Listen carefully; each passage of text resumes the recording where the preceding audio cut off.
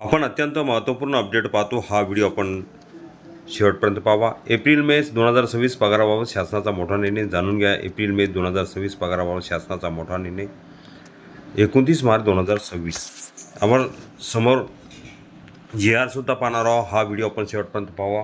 नमस्कार मित्रांनो, चॅनलमध्ये आपले सर्व स्वागत आहे। तत्पूर्वी आपण नवीन असाल चॅनलला आता सबस्क्राईब करा, समोरील बेल आयकॉनला क्लिक करा।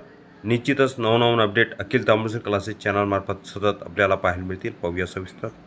राज्य शासनाने दिनांक 28 मार्च 2026 रोजी एक महत्त्वपूर्ण शासन निर्णय GR जारी केला असून त्यामध्ये राज्य अधिकारी व कर्मचाऱ्यांच्या एप्रिल आणि मे 2026 महिन्याच्या पगाराबाबत स्पष्ट निर्देश देण्यात आले आहेत। काय शासन निर्णय? या GRनुसार राज्यातील अधिकारी आणि कर्मचाऱ्यांच्या एप्रिल व मे 2026चा पगार नियमित पद्धतीने देण्यात येणार आहे। मात्र त्यासाठी काही प्रशासकीय आणि आर्थिक नियमांचे पालन करणे बंधनकारक करण्यात आले आहे। संबंधित विभागांनी निधी उपलब्धतेनुसार पगार वितरण करावे। पगारासाठी आवश्यक तरतूद वित्त विभागाच्या नियमानुसार करणे आवश्यक। वेतन देताना सर्व शासकीय नियमांचे काटेकोर पालन करणे बंधनकारक।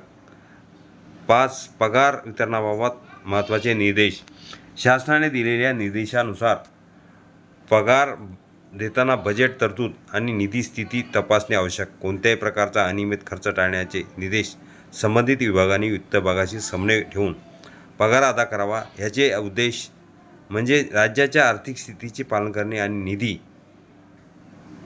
व्यवस्थापन व्यवस्थित ठेवणे। कर्मचाऱ्यांसाठी काय महत्त्वाचे? या निर्णयामुळे कर्मचाऱ्यांचे काही महत्त्वाच्या गोष्टी: पगार थांबणार नाही, पण विभागनिहाय प्रक्रिया लागू राहील। काही ठिकाणी थोडा विलंब होण्याची शक्यता नाकारता येत नाही। सर्व प्रक्रिया शासन नियमानुसार पार पडणार। पार्श्वभूमी काय आहे? सध्या राज्य सरकार आर्थिक व्यवस्थापन आणि अधिक मजबूत करण्यावर भर देत आहे। तसेच 2026 मध्ये विविध आर्थिक बदल, नवीन नियम आणि वेतन संरचनेत सुधारणा यामुळे पगार व्यवस्थापन अधिक पारदर्शक करण्याचा प्रयत्न सुरू आहे। राज्य सरकारचा हा निर्णय कर्मचाऱ्यांसाठी दिलासा देणारा आहे। एप्रिल आणि मे 2026चा पगार मिळणारच आहे, मात्र तो शासनाच्या आर्थिक नियोजनानुसार आणि नियमानुसार दिला जाणार आहे। महाराष्ट्र शासनाच्या शालेय शिक्षण व क्रीडा विभागाने सन 2025-26 या आर्थिक वर्षासाठी विविध योजनांतर्गत मोठ्या प्रमाणात निधी वितरित करण्यास मंजुरी दिली आहे।